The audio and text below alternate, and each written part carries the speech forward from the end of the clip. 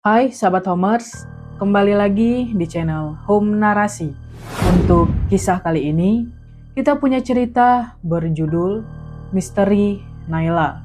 Sebelum kita mulai, jangan lupa tekan tombol like dan subscribe channel ini, serta aktifkan juga lonceng notifikasinya agar tidak ketinggalan cerita-cerita lainnya. Langsung saja, kita masuk ke ceritanya. Naila memandangi foto bibinya. Foto itu diambil saat mereka berlibur bersama. Kala itu, Susi mengunjungi Naila karena rindu. Naila yang kebetulan libur mengajak bibinya jalan-jalan.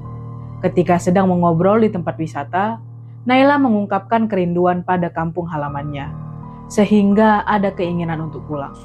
Bibinya yang tahu jika ibu tirinya belum berubah melarang Naila pulang.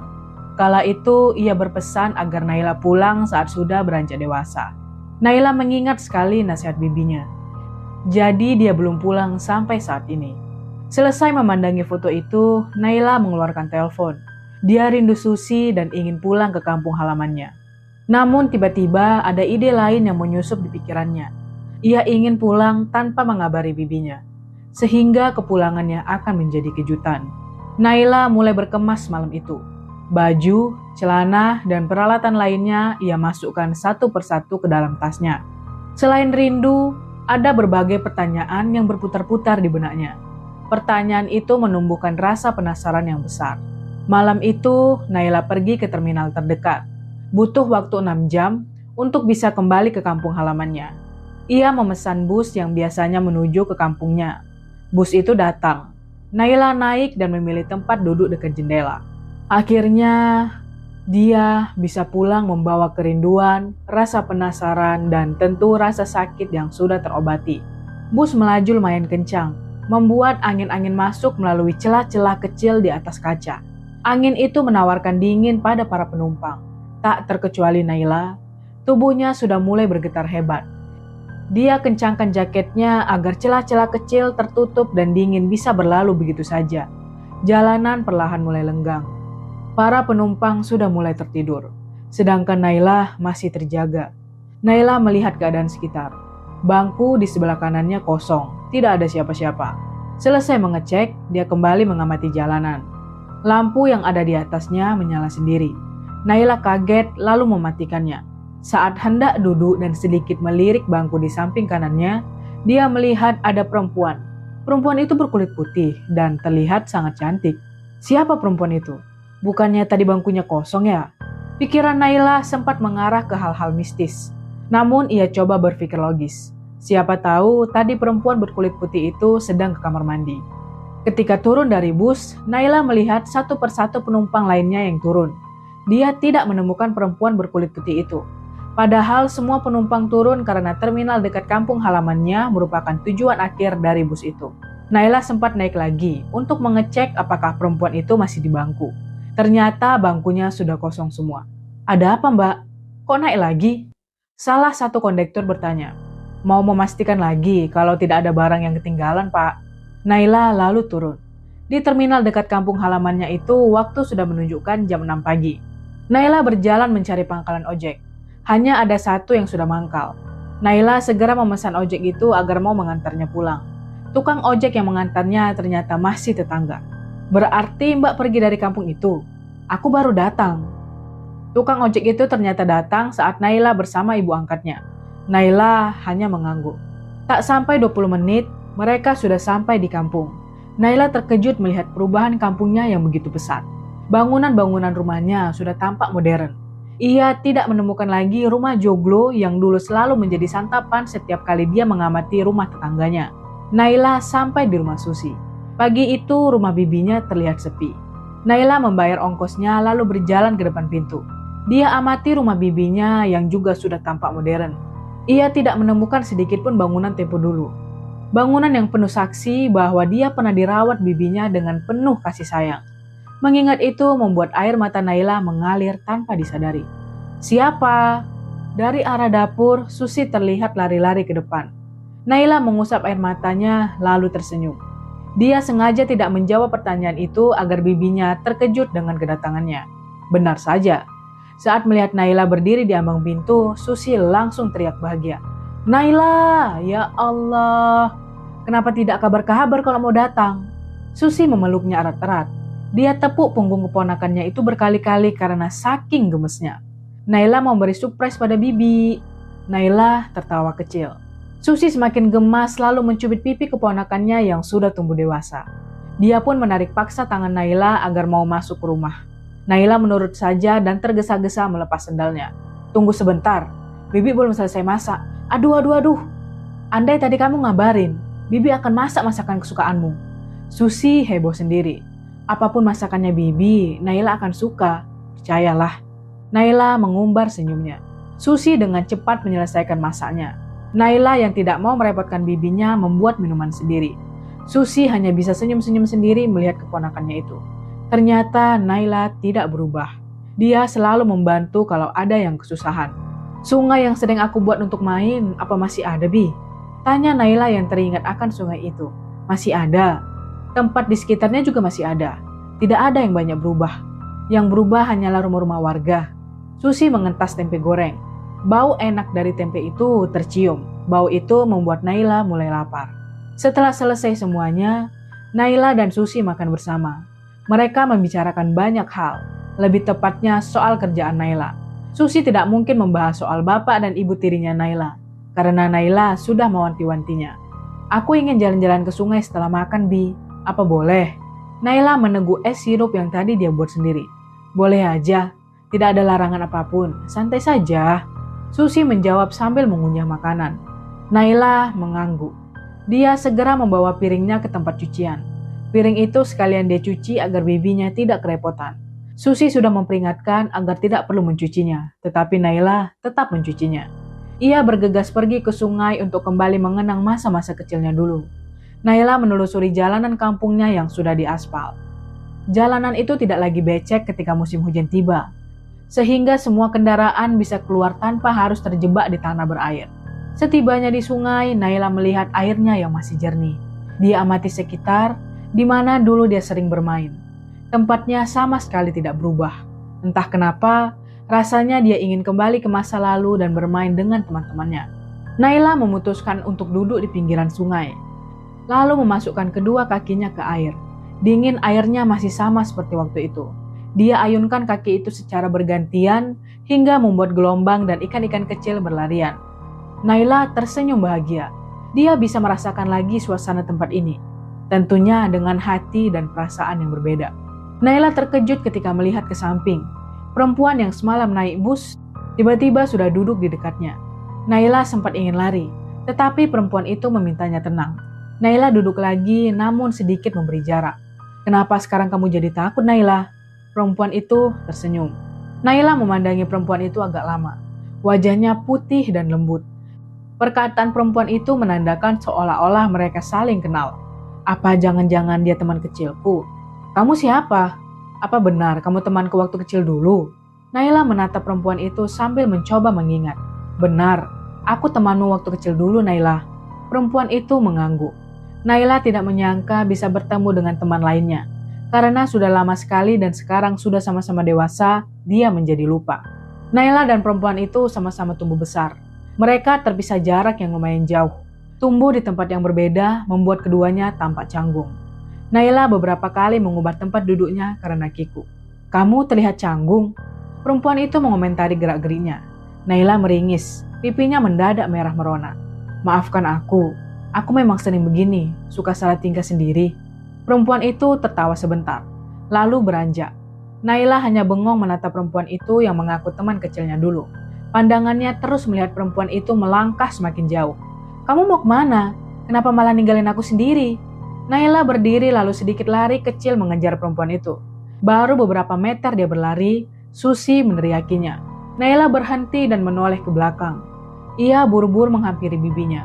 Susi menanyakan apa yang terjadi padanya. Naila mengatur nafasnya yang masih tersengal-sengal. Tadi ada teman kecilku dulu, Bi. Tapi dia nyelonong pergi begitu saja. Aku mau kejar dia, tetapi keburu bibi panggil. Naila sedikit menunduk. Maaf. Kalau aku mengganggumu, Naila. Susi merasa bersalah. Naila menggeleng. Sambil senyum dia menggandeng tangan bibinya kembali ke rumah. Kedatangannya sudah terdengar sampai di mana-mana. Berita itu pun juga sudah sampai di telinga ayah dan ibu tirinya. Mereka datang saat Naila sedang membersihkan kuku-kuku kakinya. Naila terperanjat karena Budi dan Murti sudah ada di depannya. "Naila, kenapa kamu pulang ke rumah bibimu?" Murti merasa jengkel. "Tidak ada rumah lagi di sini selain rumah bibi Susi." Naila menjawab dengan nada ketus. Dia memilih kembali membersihkan kuku kakinya. Budi tiba-tiba menarik tangan Naila. Naila sempat menolaknya, tetapi tangannya kalah kuat. Ia terus mengikuti kemana Budi menariknya. Ternyata Budi ingin mengajak Naila ke rumahnya. Naila terdiam sesaat. Dia mengamati rumah yang dulu sangat dia sukai, rumah yang masih ada ibunya. Tanpa sadar, Naila mengingat bagaimana ibunya memperlakukannya. Beda jauh dengan Murti yang selalu kejam padanya. "Lihat rumah ini, Nak. Belum ada perubahan sama sekali. Dari dulu masih sama." Budi menarik nafas dalam-dalam. Naila melirik wajah ayahnya. Pupil mata orang yang pernah menyayangi ibunya itu tampak mulai basah. Naila mencoba mendengarkan ayahnya bercerita. Entah benar atau tidak, Naila tidak tahu kebenarannya. "Gara-gara hutang itu, Bapak belum sempat memperbaiki rumah ini, Nak." Budi menyeka air matanya. Hati Naila tersentuh. Selama ini ia belum pernah melihat ayahnya menangis sampai keluar air matanya. "Ini, Pak, Naila ada uang sedikit buat Bapak untuk memperbaikinya." Naila mengeluarkan uang dari sakunya. Sambil malu-malu, Budi mengambil uang itu dari genggaman anaknya. Bukannya diminta masuk, Naila malah disuruh kembali ke rumah bibi setelah uang itu Budi kantongi. Naila syok dan sistem pernafasan berhenti sebentar. Tetapi akhirnya dia memilih kembali. Hatinya seperti terlindas truk besar berkali-kali mendapatkan perlakuan itu. "Jadi tadi mereka hanya membutuhkan uangku." Naila menggeleng merasa tidak percaya. Ia kira kedua orang tuanya sudah berubah. Tapi ternyata belum. Rasanya ia ingin menangis. Namun masih di tengah jalan, dia malu dilihat oleh orang-orang. Ketika sampai di rumah bibinya, Naila menangis. Susi yang sedang mempersiapkan makan malam terkejut mendengar suara orang menangis. Dia buru-buru keluar dari dapur dan mencari sumber suara itu. Ternyata yang menangis adalah keponakannya. "Naila, ada apa?" Susi buru-buru memeluk Naila. "Aku masih tidak menyangka. Mereka belum berubah, Bi." Naila menutup mulut dengan kedua tangannya. Susi tidak menjawab. Ia tahu siapa yang Naila maksud. Karena di kampung ini hanya ada kedua orang tuanya yang sering membuatnya sedih dan menangis. Susi mengusap kepala keponakannya dan menyandarkannya ke tubuh. "Sudah, jangan diambil hati, sayang. Kamu sudah tahu kan watak mereka bagaimana? Jadi tidak perlu kamu tangisi lagi." Susi mencoba mendinginkan perasaan Naila. Naila mengangkat wajahnya. Hidungnya merah semua dan kedua pipinya basah oleh air mata. Ia seka air mata itu dengan kelima jarinya. Naila mengajak bibinya untuk melanjutkan aktivitas memasaknya. Dia ingin melupakan kesedihan ini dengan kesibukan lain. Matahari mulai memancarkan cahayanya. Kokok ayam bersahutan dengan suara sapi, membuat Naila tersenyum setelah membuka matanya. Suara-suara seperti ini jarang sekali dia dapat ketika berada di kota. Naila turun dari tempat tidurnya dan keluar. Lesung-lesung padi mulai terdengar. Naila buru-buru keluar karena ingin menyaksikan suasana kampung halamannya di pagi hari. Beberapa tetangga menyapanya ramah. Ada yang sedang membawa dagangan ke pasar, ada juga yang sedang menggiring kambing-kambingnya ke tanah lapang. Sudah lama sekali Naila tidak melihat suasana seperti ini.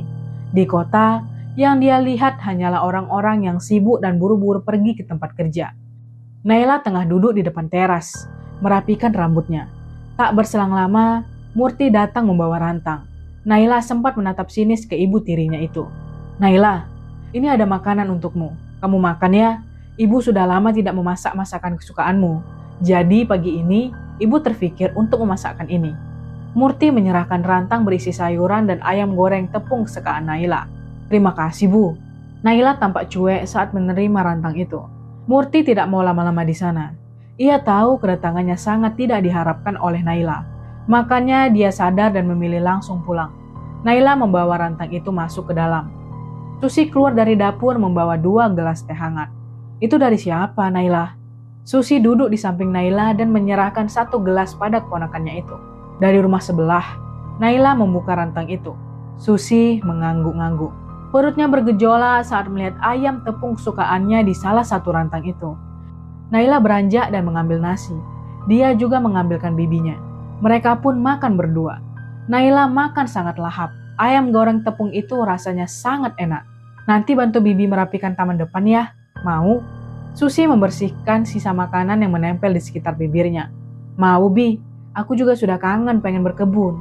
Naila menyambut ajakan itu dengan sangat antusias. Namun berkebun mereka gagal karena hujan turun sepanjang sore. Malamnya, hujan pun masih turun walaupun hanya rintik-rintik. Budi datang lagi ke rumah Susi saat mereka sedang sibuk menata ruang tengah. Sus, aku mau ngomong sama Naila sebentar. Apa boleh? Budi yang sudah berada di ambang pintu mengejutkan mereka. Boleh. Susi tersenyum mempersilahkan. Naila menurunkan kursi yang digendong, lalu ikut ke teras bersama ayahnya. Budi cerita kalau uangnya hilang di jalan. Naila mendengar keluh kesah ayahnya dengan khidmat. Ia tidak tega melihat wajah ayahnya yang murung dan tampak cemas. Oleh sebab itu, dia mengambil uang di tasnya yang ada di kamar. Ini buat pegangan, Pak. Lain kali hati-hati ya. Naila menyerahkan 1 juta. Terima kasih, Nak. Kamu memang anak yang berbakti. Budi sesegukan. Naila mengangguk. Entah kenapa, Naila ingin mengobrol banyak malam itu dengan ayahnya. Mumpung ibu tirinya tidak ikut. Tetapi Budi terlanjur berdiri ketika Naila hendak bercerita. Padahal dia sudah bilang kalau ingin cerita. Budi beralasan kalau ada acara di rumahnya. Naila yang mendapat perlakuan itu menjadi kecewa. Ia tahan rasa sakit yang terus memeluk mesra hatinya. Mungkin benar, mereka bukan membutuhkanku, tetapi uangku. Naila tidak tahan menahan luapan air matanya. Dia menangis lagi malam itu. Di tengah-tengah hujan yang kian deras, tangisannya seolah sedang berlomba-lomba dengan hujan itu. Namun tak berselang lama, Naila mengingat perkataan bibinya semalam. Naila bangkit dan membersihkan bekas air matanya di pipi. Ketika dia masuk, bibinya masih sibuk menata beberapa foto di dinding. Sudah pulang? Susi masih sibuk memasang foto di dinding. Sudah. Naila menjawab dengan suara yang berat. Susi menoleh. Dia amati dengan cermat wajah keponakannya. Kamu menangis lagi ya? Susi segera meletakkan foto itu di kursi sofa. Naila mengangguk. Rasa sedih itu masih membara di dalam hatinya. Susi hendak memeluk Naila tetapi dia menolak. Naila meyakinkan bibinya kalau dia baik-baik saja. Susi mencari cara agar keponakannya tidak sedih lagi. Dia mengajak Naila melihat hujan di teras. Katanya, melihat hujan adalah cara menenangkan diri orang-orang dulu. Hujan dan secangkir susu coklat hangat. Susi tersenyum dan mengangkat gelas yang berisi susu coklat. Naila bangun pagi-pagi karena sudah janjian dengan bibinya. Pagi itu, akhirnya Naila bisa ikut merapikan taman di depan rumah bibinya. Naila memotong rumput-rumput liar menggunakan arit. Saat mengayunkan arit itu, bagian atas jarinya terkena. Naila teriak kesakitan. Susi panik langsung menghampirinya. Ya Allah Naila, ayo ke balai desa kesehatan. Susi segera membawa Naila ke balai kesehatan terdekat karena saat itu rumah sakit masih sangat jauh. Naila mendapat perawatan cepat. Untung saja hanya sobek sedikit kulitnya, sehingga tidak perlu dijahit. Susi membawa Naila pulang setelah perawat balai kesehatan memperbolehkannya. Susi meminta maaf karena membuat Naila terluka. Tetangga-tetangga yang tadi melihat Naila menjenguk. Persaudaraan mereka masih sama seperti dulu. Setiap ada yang sakit, mereka akan menjenguk. Malamnya, Budi dan Murti datang. Naila yang mengira mereka akan menjenguknya, ternyata hanya meminta uang karena uang untuk bangunan rumahnya kurang. Naila memberikannya sambil menahan nangis. Tanpa merasa prihatin, mereka pulang setelah uang itu dia dapat. Naila menangis sejadi-jadinya. Paginya dia ingin menangis di tempat yang sepi. Ia memilih pinggiran sungai yang dulu sering dia gunakan untuk menangis. Kenapa nasibku begini? Kenapa aku tidak bisa mendapat kehangatan sebuah keluarga? Naila menangis. Bahkan tanpa sadar dia sempat teriak-teriak sendiri melampiaskan kesedihannya.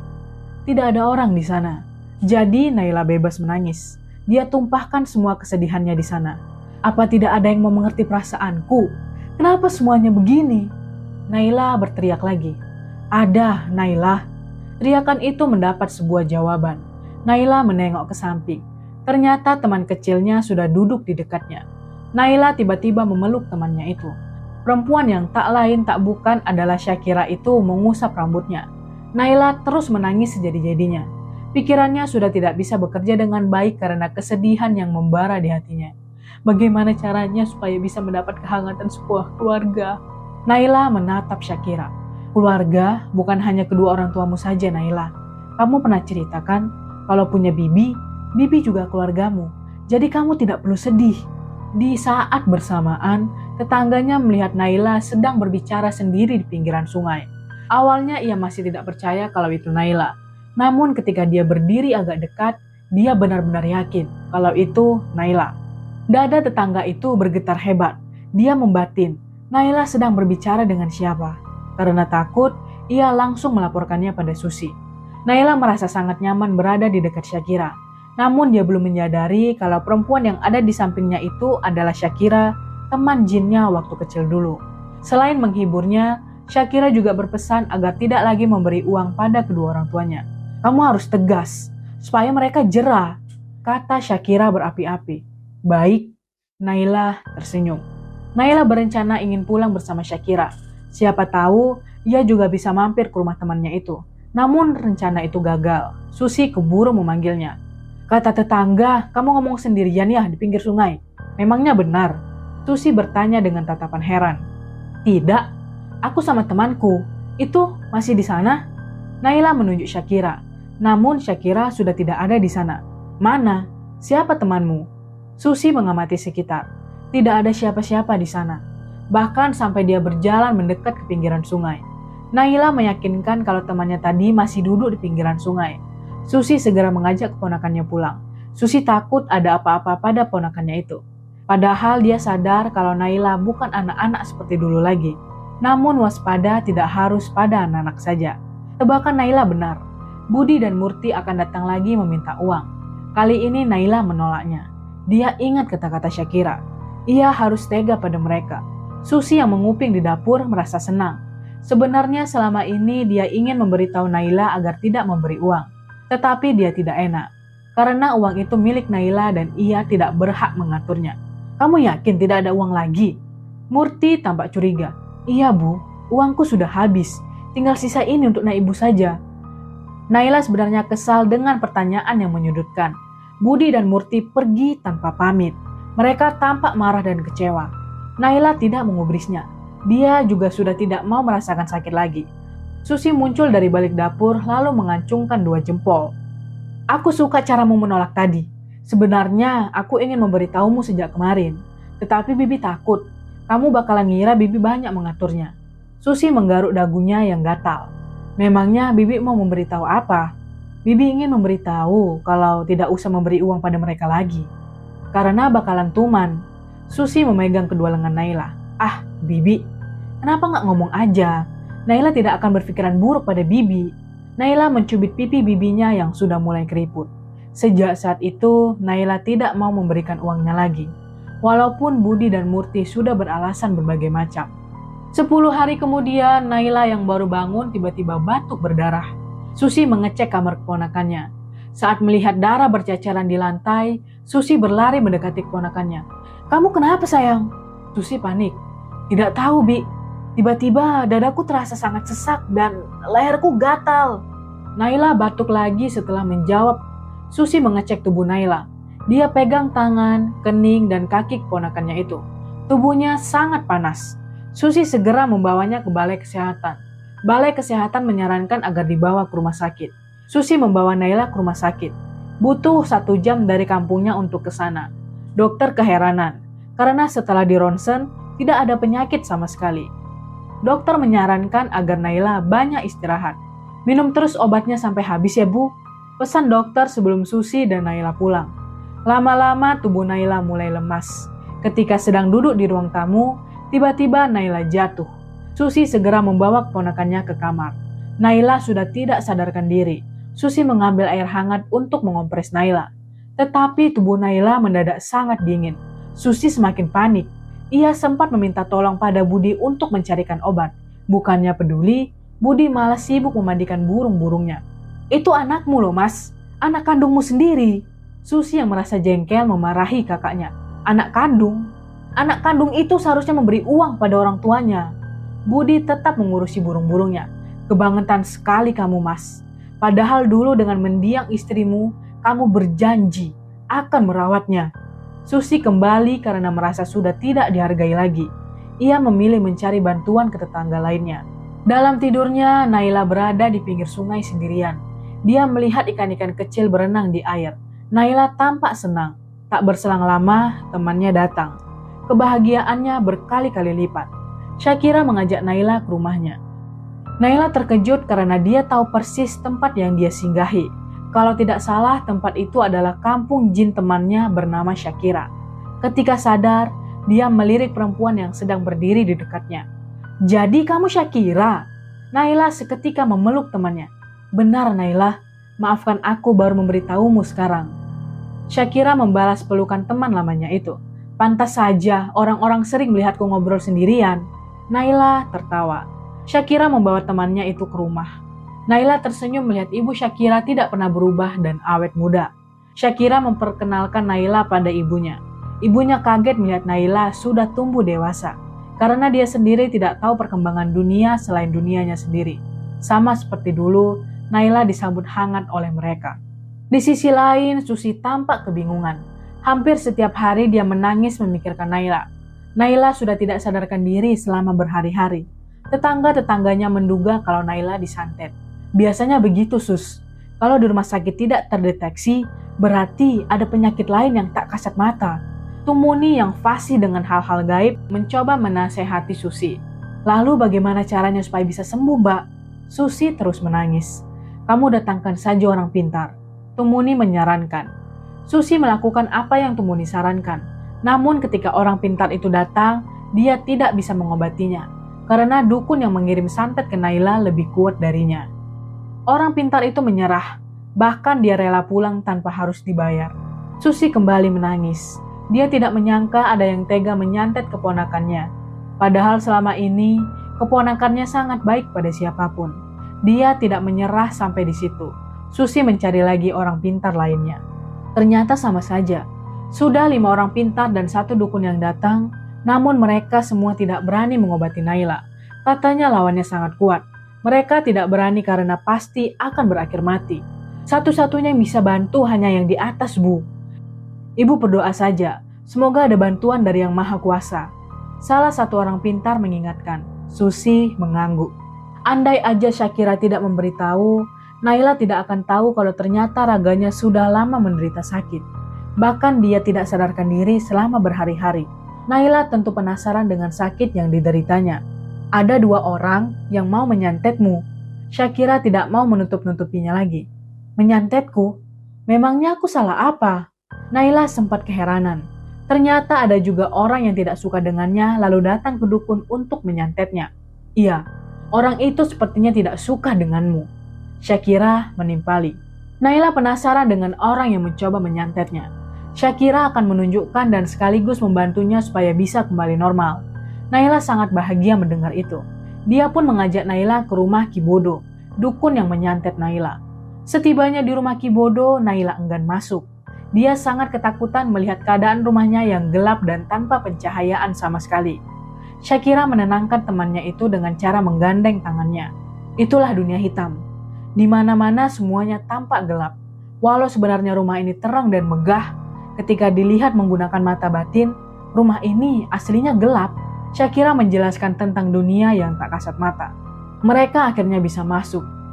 Naila tidak bisa bergerak dan berkata-kata lagi. Ketika melihat orang yang ada di hadapan dukun adalah ayah dan ibu tirinya sendiri. Naila sempat hendak berteriak, tetapi Syakira tahan. "Mbah, kenapa anak saya malah tidak sadar? Bukannya saya minta dia tunduk?" Murti memprotes kinerja Kibodo. "Semua butuh proses, tidak langsung menurut." Kibodo tampak tidak terima. "Prosesnya butuh berapa lama, Mbah? Aku sudah butuh uangnya." Budi menimpali. Rasanya Naila seperti dipotong-potong tubuhnya karena mendengar ayah kandungnya sendiri berbicara demikian. Dia tidak menyangka ayahnya ikut andil dalam menyantetnya. Naila sudah tidak tahan lagi dan ingin langsung melabrak keduanya. Karena gegabah, dukun menyadari ada sukma Naila yang datang. Kibodo merapalkan mantra dan mencoba menyerang Naila. Tetapi Syakira dengan sigap menghalaunya. Semua kekuatan gaib itu lenyap. Kibodo tampak semakin marah. Dia mengeluarkan kekuatan lainnya dan bertarung dengan Syakira. Naila yang melihat itu ketakutan. Susi yang melihat tubuh Naila bergerak seperti orang kedinginan menjadi panik. Dia ambil air hangat dan mengompres keponakannya. Selama itu pula dia terus memanggil Naila. Dia berharap Naila bisa sadar. "Naila, bangun. Ini Bibi di sini sayang. Ayo bangun." Susi menggerakkan tubuh Naila yang masih menggigil seperti orang kedinginan. Tumini datang dan membuat suasana makin mencekam. Ia panik dan mengatakan kalau Naila sedang disiksa dan harus segera menyelamatkannya. Susi mengusap kedua kaki keponakannya secara bergantian sesuai anjuran Tumini. "Apa hanya dengan itu saja, Mbak?" Susi mengusapnya terus-menerus beriringan dengan tangisnya yang semakin meledak-ledak. Tumini mengangguk. Pengalaman soal orang yang terkena santet sangat banyak. Karena dulu, keluarganya sering diserang oleh orang-orang yang tidak dikenal, bahkan santet itu sampai merenggut nyawa ibunya sendiri. "Ambil bawang merah, Sus. Sepertinya keadaannya semakin gawat." Tumini mengambil alih. Tangannya dengan gesit mengusap telapak kaki Naila. Beberapa tetangga lainnya ikut membantu. Kepanikan yang terjadi di rumah Susi terdengar sampai di telinga tetangga-tetangga. Mereka membantu mengompres, menggerakkan tubuh Naila, dan melakukan apa saja yang sekiranya bisa membuat Naila bangun. Sedangkan di rumah Kibodo, Shakira kewalahan. Mantra yang Kibodo bacakan membuat tubuhnya menjadi lemas. Naila menggigit bibirnya. Dia takut jika terjadi apa-apa pada temannya itu. "Dasar jin tidak berguna, berani-beraninya ikut campur urusanku." Kibodo mengumpat saat Shakira semakin tidak berdaya. Namun tak berselang lama, tetua kampung Shakira datang membantunya. Kibodo terpental hingga membuat mejanya berantakan. Budi dan Murti yang tidak bisa melihat, kaget melihat Kibodo terpental sendiri ke tembok. Membuat ketakutan mulai merasuki hati mereka. Apalagi mereka mendengar suara ledakan berkali-kali di atap rumah Kibodo. Kibodo masih berusaha melawan. Namun tetua itu bukan tandingannya. Kibodo kembali terpental hingga membuat peralatan yang ada di depannya meledak mengeluarkan api. Budi dan Murti lari ketakutan. Dukun itu muntah darah saat menerima serangan terakhir dari tetua. Darah kental dan sedikit bau amis berceceran di mana-mana. Kibodo merasakan sesak di dadanya. Dia pegangi dada itu berkali-kali. Kibodo yang tidak tahan akhirnya menghembuskan nafas terakhirnya. Naila pun diajak kembali oleh tetua. Karena ada ikatan dengan Kibodo, Budi dan Murti, keduanya ikut merasa sesak dan meninggal. Naila tiba-tiba terbangun dan melihat sudah banyak orang yang mengelilinginya. Susi langsung memeluk Naila. "Syukurlah kamu bisa selamat, Naila. Kami semua benar-benar panik." Naila menangis sejadi-jadinya mengingat orang tuanya meninggal bersamaan dengan Kibodo. Besoknya, dia ikut ke pemakaman orang tuanya dan kembali ke kota. Sejak saat itu, dia tidak pernah mau datang lagi ke kampung halamannya. Oke teman-teman, sekian untuk kisah kali ini. Bagaimana menurut kalian tentang kisah ini? Tulis komentar kalian di kolom komentar, dan buat teman-teman yang baru bergabung, jangan lupa untuk like, komentar, share, serta subscribe channel ini. Dan nantikan kisah-kisah horor berikutnya. Tetap di channel Home Narasi.